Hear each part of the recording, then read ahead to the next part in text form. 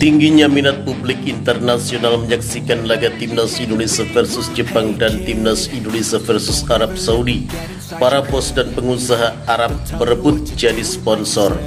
Fans Harimau Malaya marah Sintayong turunkan skuad Timnas U22 di Piala AFF 2024. Netizen Harimau Malaya terlalu anggap remeh kami.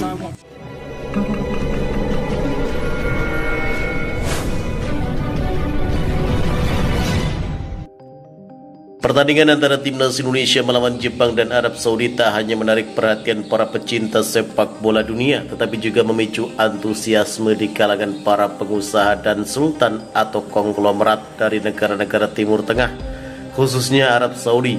Melihat tingginya minat publik internasional terhadap dua laga besar ini, sejumlah pengusaha dari Arab Saudi pun berlomba-lomba untuk menjadi sponsor pertandingan ini, berharap dapat memanfaatkan momentum ini untuk memperkuat branding dan memperluas jangkauan bisnis mereka.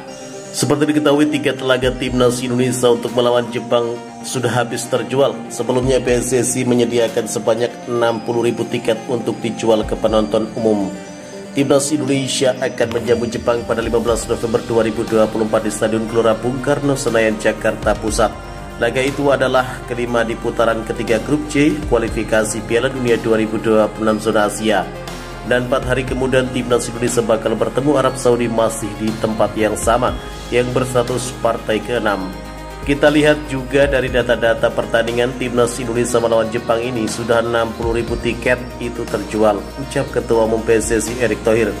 Memang sisanya kita tidak jual karena ada sponsor, ada tamu VIP yang datang, dan tentu beberapa juga kita sediakan buat tamu VIP, maksudnya dari Jepang, tutur Erick Thohir. Ini semua pada datang kita harus jaga alokasikan seperti kalau kita bermain di luar. Juga kita diberikan kesempatan akses yang sama. Untuk melawan Arab Saudi saya lihat tiketnya tinggal tersisa 2.800-an. Jadi hal ini membuktikan memang masyarakat sangat mendukung tim nasional karena ini marwah bangsa kita, imbuh Erick Thohir. Timnas Indonesia saat ini tengah menjadi pusat perhatian di kalangan sepak bola internasional. Performa yang semakin kompetitif dan strategi permainan yang solid telah membuat nama Indonesia semakin diperhitungkan, terutama setelah sejumlah pertandingan yang mengesankan melawan tim-tim kuat. Hal ini berdampak besar pada minat publik internasional untuk menyaksikan laga-laga yang melibatkan Indonesia, terutama saat menghadapi dua tim besar yakni Jepang dan Arab Saudi. Antusiasme dari berbagai negara termasuk kawasan Asia, Eropa hingga Amerika Selatan membuat kedua laga ini memiliki daya tarik tinggi bagi berbagai pihak, tak terkecuali para pengusaha besar. Para pemilik bisnis ini menyadari bahwa pertandingan antara Indonesia melawan Jepang dan Arab Saudi akan menarik jutaan mata, sehingga menjadikannya peluang emas untuk memperluas pengaruh merek mereka di pasar global.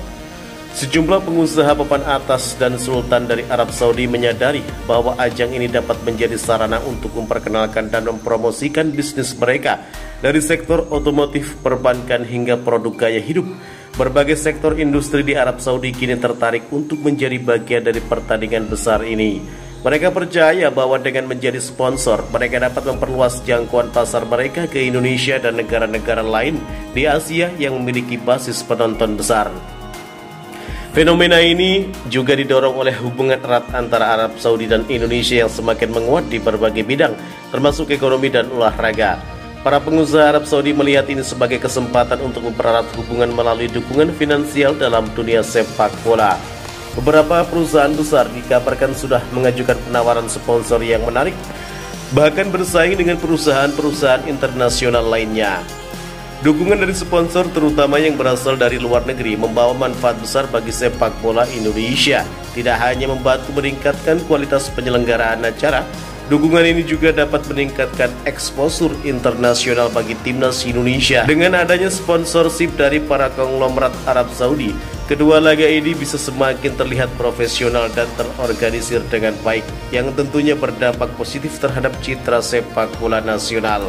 Sementara itu, kabar lain datang dari negara tetangga yakni Malaysia. Masyarakat Malaysia iri dan marah Sintayong bakal turunkan pemain Timnas Indonesia U22 di Asian Champions Mitsubishi Electric Cup 2024 atau Piala AFF 2024. Fans dan masyarakat Harimau Malaya atau Malaysia iri dan marah Sintayong bakal turunkan pemain timnas Indonesia U22 di Asian Championship Mitsubishi Electric Cup 2024 atau Piala AFF 2024. Namun hal itu justru dinilai menguntungkan bagi timnas Malaysia.